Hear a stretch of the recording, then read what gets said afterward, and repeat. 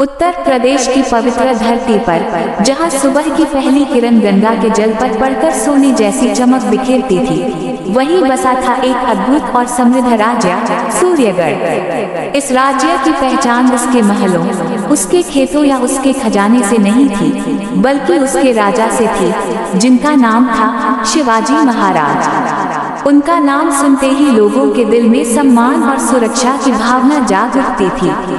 वह राजा कम, एक विश्वास ज्यादा थे। शिवाजी महाराज बचपन से ही असाधारण थे। जब वह छोटे थे, तब एक दिन महल के बाहर खेलते खेलते उन्होंने देखा कि एक गरीब बच्चा भूखा बैठा है। शिवाजी ने बिना सोचे अपना खाना उसे दे दिया। पास खड़े सैनिक ने कहा, राजकुमार, यह आपका भोजन था। शिवाजी ने मुस्कुराकर जवाब दिया, अगर मेरा पेट भर जाए और कोई और भूखा रहे, तो यह राजकुमार होने का क्या फायदा। उसी दिन से लोगों को समझ आ गया था कि यह बालक एक दिन कुछ अलग करेगा। समय बीता और वह दिन भी आया जब शिवाजी महाराज ने सिंहासन संभाला। उनके राज्याभिषेक के दिन पूरा सूर्यगढ़ जैसे जश्न में डूब गया था। ढोल नागा बज रहे थे, फूल बरस रहे थे और हर किसी की आंखों में उम्मीद थी। सिंहासन पर बैठते ही उन्होंने कहा, यह राज सिर्फ मेरा नहीं, हम सबका है। यहाँ हर आवाज की कीमत होगी। शुरुआत के कुछ सालों में ही उन्होंने राज्य की तस्वीर बदल दी। किसानों के लिए नहरें बनाए, व्यापारियों के लिए सुरक्षित रास्ते बनाए और गरीबों के लिए भोजन और आश्रय की व्यवस्था की।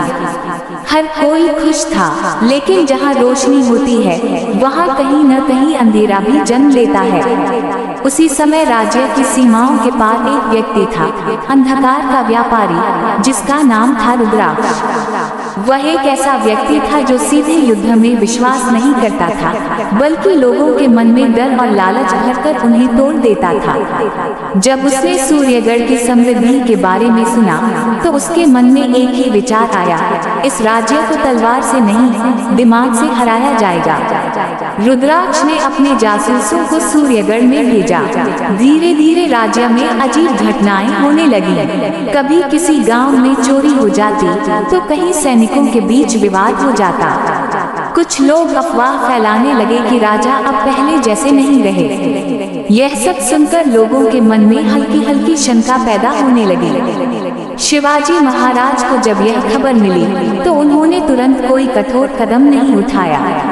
वह चुप रहे, लेकिन उनकी नजर सब पर थी। एक रात उन्होंने साधारण वेश धारण किया और अकेले ही शहर की गलियों में निकल पड़े। उन्होंने लोगों की बातें सुनी। कुछ लोग दुखी थे, कुछ डरे हुए थे और कुछ भ्रमित। वह वापस महल लौटे, लेकिन इस बार उनके चेहरे पर शांति नहीं, बल्कि एक गहरा संकल्प था। अगले ही दिन उन्होंने अपने सबसे विश्वसनीय सेनापति अर्जुन देव को बुलाया और कहा, हमें तलवार से पहले सच्चाई को पहचानना होगा। अर्जुन देव ने अपने गप्ताओं को हर दिशा में भेज दिया। कई दिनों की खोज के बाद एक सुराग मिला।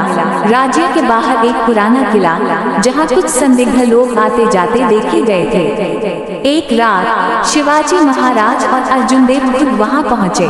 किले के अंदर जो उन्होंने देखा, वह चौंकाने वाला था।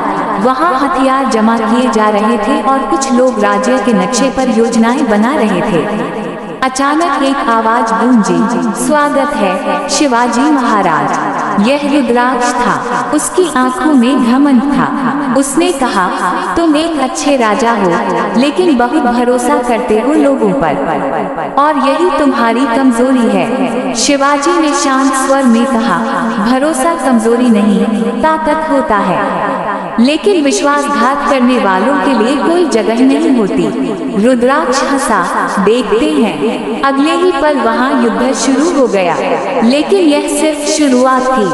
असली युद्ध अभी बाकी था। कुछ ही दिनों में रुद्राक्ष ने अपनी पूरी सेना के साथ सूर्यगढ़ पर हमला कर दिया।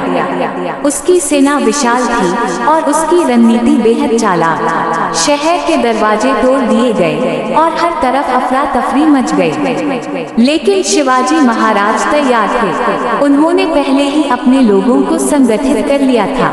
उन्होंने सिर्फ सैनिकों पर भरोसा नहीं किया, बल्कि हर नागरिक को इस युद्ध का हिस्सा हिस्सा बना दिया।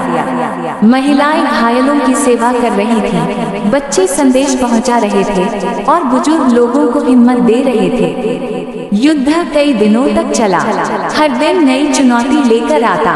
एक समय ऐसा आया जब रुद्राक्ष की सेना ने महल को चारों तरफ से घेर लिया। अर्जुन देव ने कहा, महाराज अब क्या करें? शिवाजी ने गहरी सांस ली और कहा, अब समय है कि हम अपने दिल की ताकत दिखाएं। उन्होंने महल के दरवाजे खुद खोले और अपनी सेना के साथ बाहर निकले। उनका चेहरा शांत था, लेकिन आंखों में आग थी। युद्ध का सबसे भयानक दृश्य सामने था। तलवारों की आवाज, घोड़ों की दौड़ और लोगों की चीखें, सब कुछ एक साथ गूंज रहा था। शिवाजी महाराज सीधे रुद्राक्ष की ओर बढ़े। दोनों आमने सामने खड़े हो गए। रुद्राक्ष बोला, यह तुम्हारा आखिरी दिन है। शिवाजी ने कहा, यह उस अंधकार का आखिरी दिन है जो तुमने फैलाया है।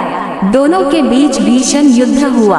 रुद्राक्ष चालाक था, वह हर बार को मोड़ देता था, लेकिन शिवाजी महाराज का हर प्रहार सच्चाई और साहस से भरा था। अचानक एक मौका आया, रुद्राक्ष ने वार किया, लेकिन शिवाजी ने उसे रोककर पलटवार किया। एक तेज वार के साथ रुद्राक्ष जमीन पर गिर पड़ा। उसकी आंखों में अब घमंड नहीं, डर था। उसने धीरे से कहा, तुम जीत गए। शिवाजी ने तलवार नीचे करते हुए कहा, जीत मेरी नहीं, सच्चाई की हुई है। रुद्राक्ष की हार के साथ ही युद्ध खत्म हो गया। सूर्यगढ़ में फिर से शांति लौट आई। लोग अपने राजा को देखकर भावुक हो उठे। हर तरफ एक ही आवाज थी, जय शिवाजी महाराज। लेकिन इस युद्ध ने शिवाजी को और भी गहरा बना दिया।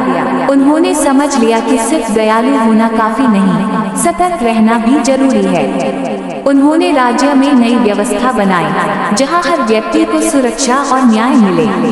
समय बीतता गया और सूर्यगढ़ पहले से भी अधिक मजबूत बन गया। एक दिन जब शिवाजी महाराज वृद्ध हो गए, तो वह महल की छत पर खड़े होकर अपने राज्य को देख रहे थे। सूर्यास्त हो रहा था और आसमान लाल रंग में रंगा हुआ था। उन्होंने धीरे से कहा, अगर लोग खुश हैं, तो यही मेरी सबसे बड़ी जीत है। उनकी कहानी यहीं खत्म नहीं हुई, क्योंकि ऐसे राजा कभी खत्म नहीं होते। वह हर उस दिल में जीवित रहते हैं जो सच्चाई और न्याय के लिए खड़ा होता है।